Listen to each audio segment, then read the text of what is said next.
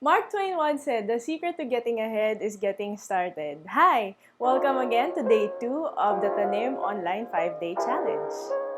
I am Deborah Lemuel, also known as Debbie, your artist and mountain girl turned urban plantita and your next door composter. So I created this challenge to help bring the beauty and bounty of nature to each and everyone's homes so that we get to truly understand why we need to take care of Mama Earth, especially during these times. Friendly reminder for the guidelines, I will flash them here.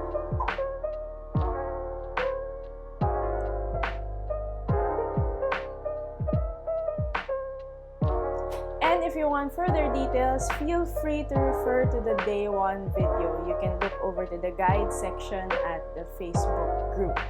And just to check, how are your seed goals? Yes, have you chosen one already? And of course, have you set your time slot, your place, your music, and your note taker?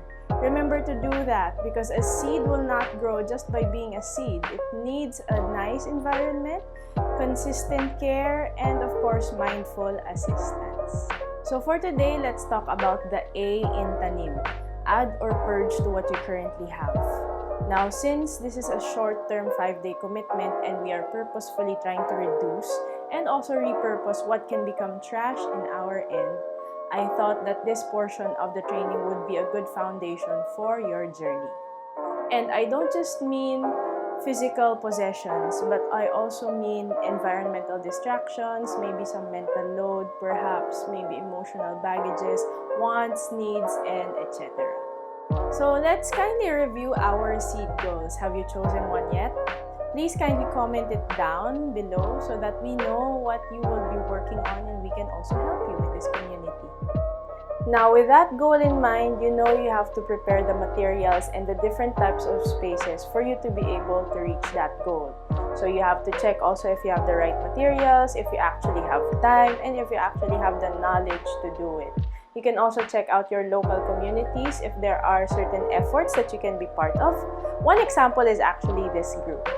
Yeah. So basically, it's also about bringing your creativity and problem-solving skills to practice. Now, let's get into the details of the different spaces that I am referring to. Number 1 is your physical space.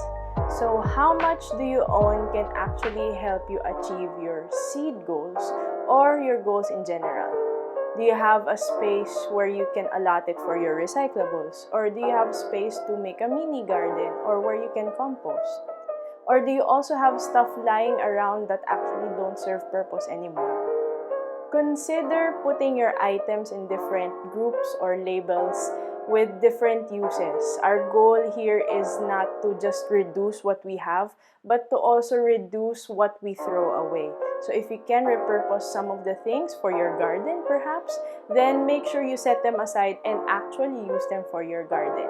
If not, then find a local plastic bank or find a neighbor who actually needs your trash and then try to give it to them. So what's important is that we maximize the use of each and every item that we own in our space.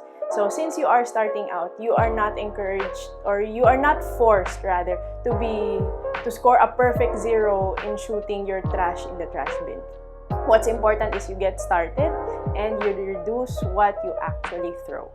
Number 2 would be your mental space. So to clear up some thoughts from your mind, simply write things down. A lot of people or experts would say that the mind is not a storage device, but rather a thinking device. So I totally agree with that. And I highly recommend that you write stuff down, whether you are using your phone or your note-taking apparatus or whatsoever. And then also evaluate if you are keeping some thoughts in your head, are they of value to you? Just like your items, maybe you would want to reevaluate if you need to bring them to the trash bin or not. If these thoughts don't bring value to you, then revert your attention or your focus to more valuable things. So how do we do that? A few things come to mind for me. That is space, time, and nourishment. Now again, for space, like what I said earlier, you have to make sure that it is conducive for you to actually focus and to learn. And then for time, set an intention. really be present. I'm not asking you to be a perfect Buddhist or something, but what I'm trying to say is know that you are physically and mentally present at that moment. And then finally, of course, nourish your body. A malfunctioning body is like a neglected tool that may cause harm in the long run. So if you don't have those three together, it's gonna be hard to really function.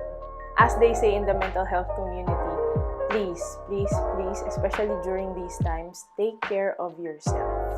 Third one is your emotional space. Now, this can be a short-term or a long-term accomplishment, but if I were to simplify it, I would quote Marie Kondo, "What sparks joy for you?"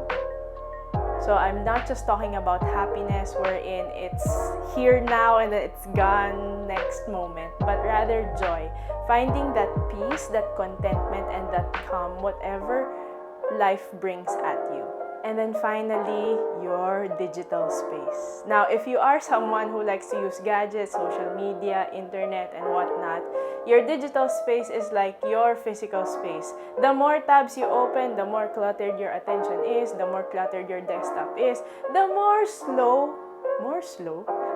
the slower your gadgets would work. So we wouldn't want that. If we want to be highly functional and efficient, we also want to clean up our digital space.